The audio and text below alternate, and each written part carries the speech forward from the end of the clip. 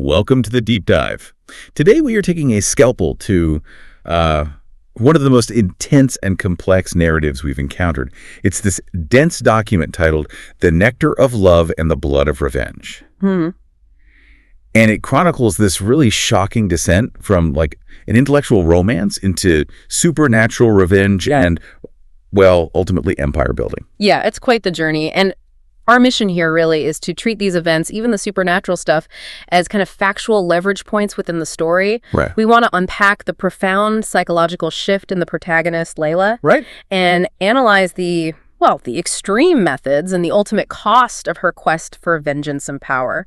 We're using the sources as our ground truth here. So you'll get a clear framework, hopefully, for understanding how weaponizing intimate knowledge can, well, what it does to a person. Exactly. That transformation. Okay, so let's set the stage. The Nectar phase starts with Layla. She's a 25-year-old Arabic literature major, very passionate about books, obviously. Right, very bookish. And she meets Dr. Saif, this comparative literature professor, mid-30s, in the university library. Their connection, it's described as instantaneous, intensely intellectual. Yeah, and that's key, isn't it? It wasn't just attraction. He zeroed in on her core passion, poetry, language, and used that. It was his tool. So was it love? Or maybe manipulation from the get-go, using words as weapons almost? Well, that's the big question the source pushes, you know? He wasn't just charmed by her. He understood her language. He built this shared reality around literature. Remember those lines? Oh, yeah. Like, poetry is the heartbeat of a soul that longs to be heard. He really elevated it. And the kicker, calling her the book I'm reading for the first time, and I will never finish.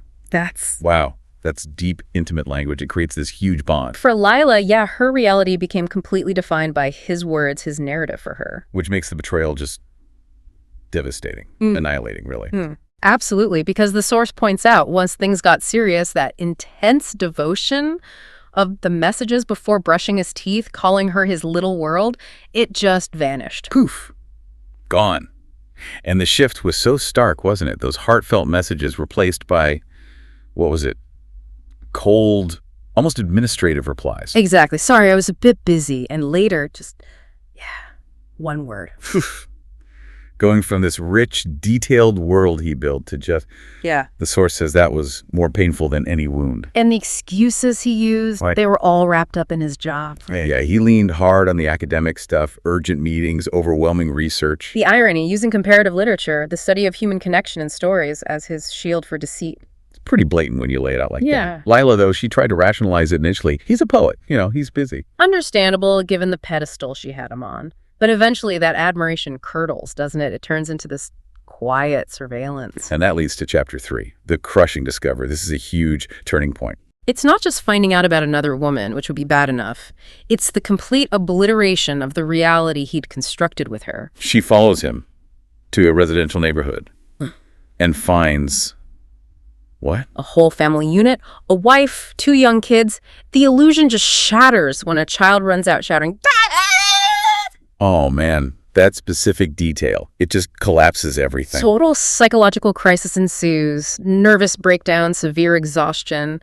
The source says her heart was shattered. And it's in that moment, that absolute low point, physically and emotionally drained. That's when the supernatural element steps in. This figure, Salim, the hand of vengeance, appears. Right. He's not just some random ghost, is he?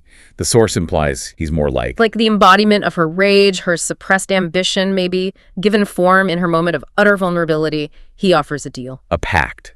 He promises her the power to turn tears into fire. And that's the transaction. The Faustian bargain is struck right there. Revenge is now on the table with supernatural backing. So phase 1 of the revenge. Psychological warfare against Saif. She doesn't want him dead. Not yet, anyway. No, she wants to break his mind, just like he broke her reality. And the methods, guided by Salim, are chillingly precise. It starts internally, right? With nightmares. Yeah, Salim manipulates his dreams. Layla appears, dressed in black, holding a knife, lunging at him. Pure terror fuel. But then it spills into his waking life. That's where it gets really insidious. Right. Her shadow or reflection starts appearing everywhere. His office corners, the car's rearview mirror. Blurring that line between nightmare and reality until he can't tell what's real. Students notice, right? He's falling apart. Totally. Showing up late, disheveled, yelling at students. The breakdown is public. But the masterstroke, the really cruel part, seems to be Salim planting doubts about his family. Oh, absolutely devastating. Making him see visions of his wife with another man, and worse, whispering that question about his kids. Are they yours or another man's? Attacking his core identity as a father, a husband. That's what pushes him over the edge. Complete mental fragmentation. He's confronting his wife violently. And it culminates in that horrifying scene in his study, gasoline. Yeah. Trying to set himself on fire. Yeah. And Layla's reaction there is revealing.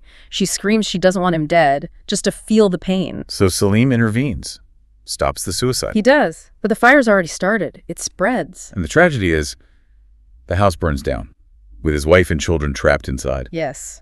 They die. Sif survives, but he's utterly broken, wandering, clutching a piece of charred wood.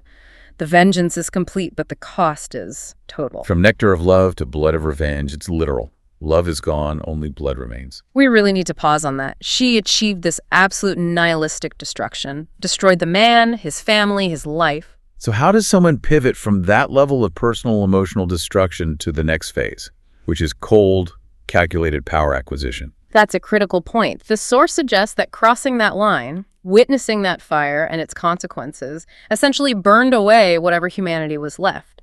The emotional slate is wiped clean, ready for pure ambition. Okay, so personal revenge satisfied. Now the focus shifts from destruction to acquisition. This is the game of strings. Right. And the first target is Adel, a businessman. The strategy here is textbook dual-track manipulation, almost. Oh, so? Well, first there's the emotional front.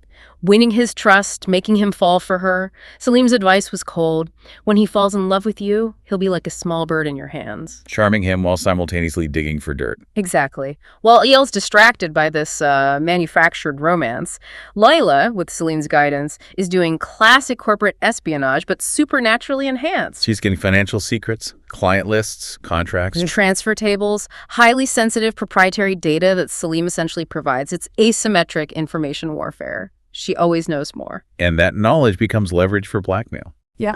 Starts small, ramps it up, puts him under pressure with manufactured scandals, too, until he's forced to transfer assets, money, everything to her name. And then the final tryst of the knife. Absolute ruthlessness. Once she has it all, she leaks the entire file on his corruption to the press. He's arrested. Done. Used up and discarded. Adele was just a stepping stone. Her ambition goes way beyond just money, doesn't it? Oh, yeah. Straight to ministerial power. The Ministry of Investment. How does she even manage that? She targets rivals, right? Adele Al-Hanawi, Mamdouh Fawzi. She uses Salim's gifts, that secret information, to discredit them systematically. But it's not just about having the info, it's how she deploys it. Media control, that's new. She acquires newspapers, TV channels, runs coordinated smear campaigns, bribery, environmental violations, whatever sticks. She controls the narrative. And presents herself as the alternative, the one with the vision. Precisely. She gains the ministry position because she has this seemingly impossible access to confidential data numbers, private meeting details, stuff Salim steals for her. Her success looks miraculous, but it's built on this hidden supernatural foundation. Which leads to that big confrontation in Chapter 6. Kamal al-Dusuki, a powerful state figure, challenges her. He tests her, threatens to expose her unconventional methods. He basically offers her a place in the existing power circle. And her response? Pure confidence. Bordering on arrogance, maybe. I don't join any circle, I create my own circle. Wow, that confirms it. She sees herself as absolute now. Untouchable. She's reached the summit, sitting on a throne built by secrets and ruthlessness. Which inevitably leads to Chapter 7, the arrogance of the end. Yep. She's at the top, looks around, and decides she doesn't need the entity that got her there anymore. She confronts Salim in her own office. Yeah, dismisses him, calls him just an assistant, a shadow feeding off her ambition, a massive miscalculation. Because she forgets where the power actually came from. Exactly. She thinks it's all her doing. And Salim, while he retaliates, methodically. How? He uses the same weapon against her, knowledge. He starts linking the secrets of her closest allies, the ones protecting her.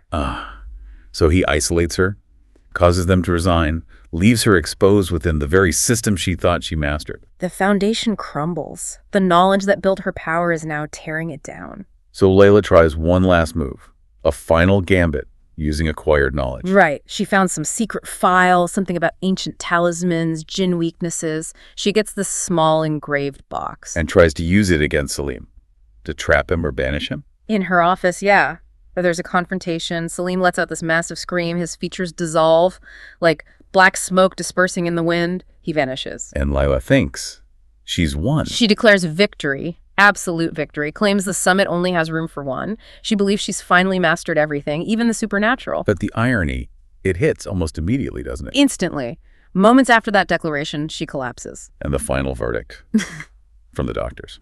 Malignant brain tumor, advanced cancer. Wow. All that power, all that control over the external world, finance, politics, media, even seemingly defeating a supernatural entity. Meant nothing against her own biology. Exactly. She dies alone in a hospital room. Her power, her money, her magic, utterly useless against her own mortality. It's an incredible arc, isn't it? From this quiet literature student, transformed by knowledge, first literary, then secret, then supernatural, into this powerful, untouchable figure. Only to be undone by a fatal flaw inside her own body, something her external focus completely missed. All her intelligence gathering, all her manipulation was pointed outwards at others. And the sources really hammer this point home. Layla achieved total mastery over her external environment. She could shape narratives, crush economies, bend political will, seemingly command the supernatural. She had all the external knowledge, all the control. Yet, despite that absolute command of external factors, what crucial piece of self-knowledge did she lack? Or maybe it was humility. Humility about her own physical limits. That lack rendered all her power meaningless against her internal fate. So we leave you with this thought. Layla's entire existence became a relentless quest for knowledge and insight to gain control. But if the ultimate threat was biological, internal is the most vital knowledge, the kind you can't get through spying, data theft, or even magic. Is the biggest threat always the one inside?